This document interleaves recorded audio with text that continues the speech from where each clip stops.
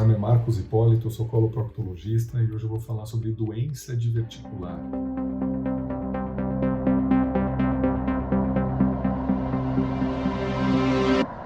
Bom, o que são os divertículos? Os divertículos são algumas saculações ou bolsinhas que aparecem na parede do intestino grosso, principalmente na região do sigmoide, em torno de 95% das vezes. Tá? E o que é o intestino grosso? O intestino grosso é a porção final do trato gastrointestinal, é onde que se formam as fezes. As fezes chegam líquidas do lado direito, onde tem um apêndice, percorre todo esse trajeto e forma o bolo fecal na região do sigmoide, na região do lado esquerdo. Se a gente faz uma colonoscopia, podemos identificar os ósteos diverticulares, que são esses buraquinhos que aparecem na parede do intestino, aqui, no caso, na região do sigmoide, mas pode aparecer em todo o cólon, todo o intestino grosso, que tem cerca de 125 centímetros, 130 centímetros, enfim. Então, é uma doença muito prevalente em pacientes acima de 65 anos, pacientes idosos, tá? Mas é muito comum os pacientes terem ósteos diverticulares achados de exame abaixo de 65 anos, muito comum. Diverticulite também muito comum, tá?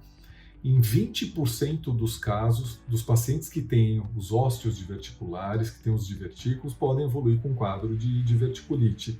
E de 3 a 5% a hemorragia diverticular, que é uma consequência que não é muito legal aí da doença diverticular. Graças a Deus, ela é autolimitada, ela para espontaneamente, né? Porque senão, às vezes, a gente tem que fazer cirurgias no paciente para retirada de todo o intestino.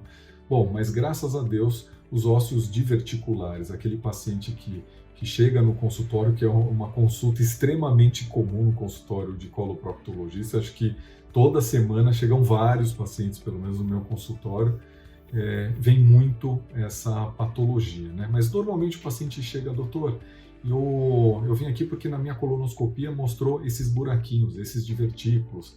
E uma das primeiras perguntas que me fazem é: doutor, é a doença do Tancredo Neves? Não tem nada a ver com a do Tancredo Neves, nada a ver. Tá?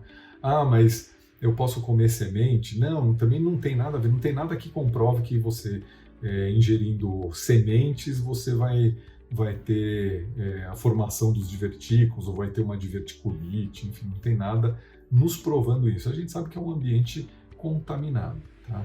Então, se o paciente chega apenas com os ósteos diverticulares sem sintoma, o que eu falo para o paciente? Atividade física, uma dieta rica em fibras, importante para ele ter uma evacuação normal. Tá? E o que é uma evacuação normal? De 3 a 12 evacuações por semana seria o ideal. Isso daí também vai de cada paciente. Se você conseguir evacuar diariamente, seria fantástico, né? Você tomar seu café da manhã e depois você conseguir evacuar seria maravilhoso, mas tudo bem. Então você tem que ter uma dieta rica em fibras, reduzir o seu peso, diminuir o sedentarismo e ingesta hídrica, cerca de 30 ml por quilo de peso. Então eu me baseio nesses pilares para ter uma conduta ideal para o paciente, ou seja, melhorar a qualidade de vida dele. Tá? Agora, o paciente chega com um quadro de uma dor abdominal, em fossa ilíaca esquerda, lá embaixo do lado esquerdo, mas não vem associado à febre, apenas dor abdominal. Aí eu faço uma tomografia no paciente, não identifico que ele tem a diverticulite, inflamação, a conduta é diferente. Normalmente eu passo a dieta rica em fibras, melhora a qualidade de vida, atividade física, ingesta hídrica, redução de peso, mas eu associo algumas medicações para o paciente, algumas medicações para relaxar o intestino, tem várias medicações aí no mercado que dão um relaxamento e dão essa sensação de desconforto, né? Medicação antigases, porque às vezes o paciente vem com alternância de constipação com diarreia, às vezes com muitos gases, estufamento pós-prandial.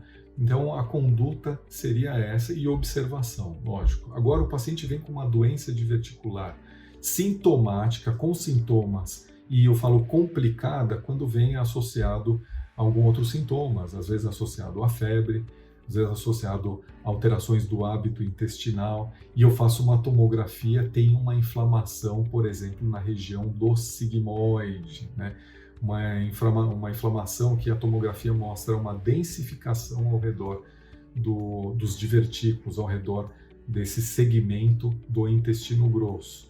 Aí cabe o médico, ou aqui da clínica, ou lá no pronto-socorro. Normalmente esses pacientes acabam indo no pronto-socorro porque tem que fazer exames de urgência, por exemplo, uma tomografia, exames de laboratório.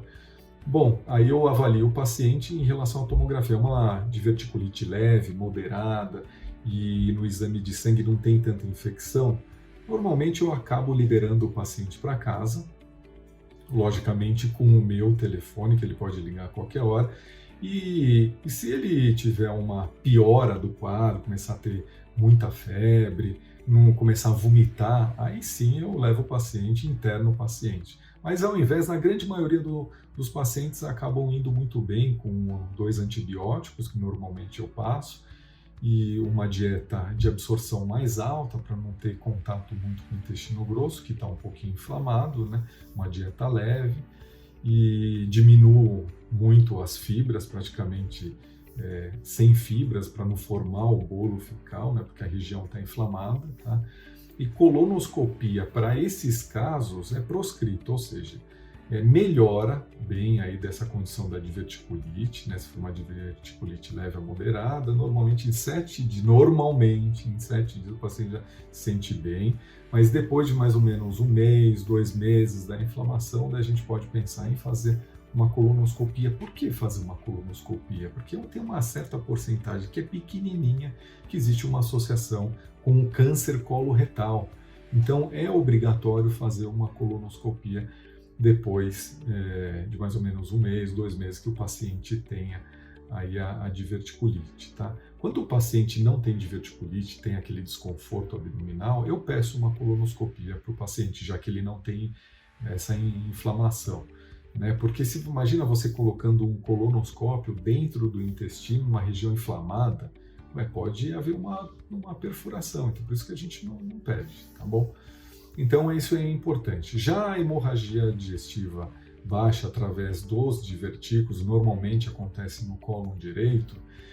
Quando o paciente chega com muito sangramento, é obrigatório fazer uma colonoscopia para ver de onde está sangrando. E às vezes você consegue identificar, em poucos casos, eu já consegui identificar em alguns casos aí, dentro do divertículo uma artéria lá pulsando, jogando sangue, e a gente conseguiu tratar isso, mas é raro acontecer isso daí, tá? Normalmente o sangramento é autolimitado, mas se o paciente começa a sangrar e não para, e você não identifica nada na colonoscopia, vai para a cintilografia, hemodinâmica e não consegue nada, aí finalmente a gente faz uma colectomia total, né, que seria a retirada do intestino se você não souber onde que está sangrando, né? Tá? Mas e na diverticulite grave, doutor? Normalmente na diverticulite grave eu interno o paciente, deixo ele com uma dieta líquida sem resíduos, antibióticos na veia e observo, porque às vezes o paciente começa a formar alguns abscessos, coleções de pus ao redor do intestino, que às vezes tem que ser drenado através de tomografia, tá? Então é mais ou menos isso. Sei que tem muita coisa para a gente falar. Se vocês tiverem mais dúvida, vocês coloquem nos comentários. Tem que curtir, tem que passar para frente esse vídeo para as pessoas entenderem um pouco o que é a doença diverticular, tá? E quem não está inscrito no meu canal, por favor, se inscreva. É importante isso daí para mim e para vocês receberem novos vídeos aí com novos temas, né? Mas algo que eu acho que é importante, o porquê que pode causar tudo isso por que pode ter a formação dos divertículos e por que pode ocasionar uma diverticulite, né?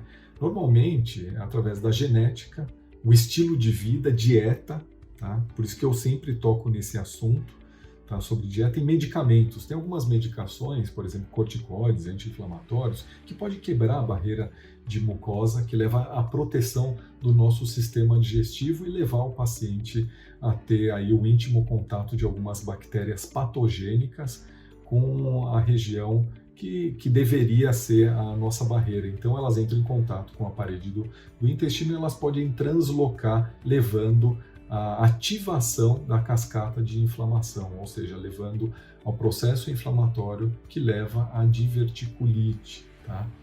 E como que se formam esses divertículos? Normalmente em pacientes constipados, que as fezes ficam muito tempo na região lá do sigmoide, porque já é um S, né? Já é mais difícil das fezes passarem, né? E nessa região onde que forma o bolo fecal e formam câmeras de alta pressão que acaba formando esses divertículos, principalmente nas regiões que têm maior fraqueza, né? Que é na inserção de vasos, né?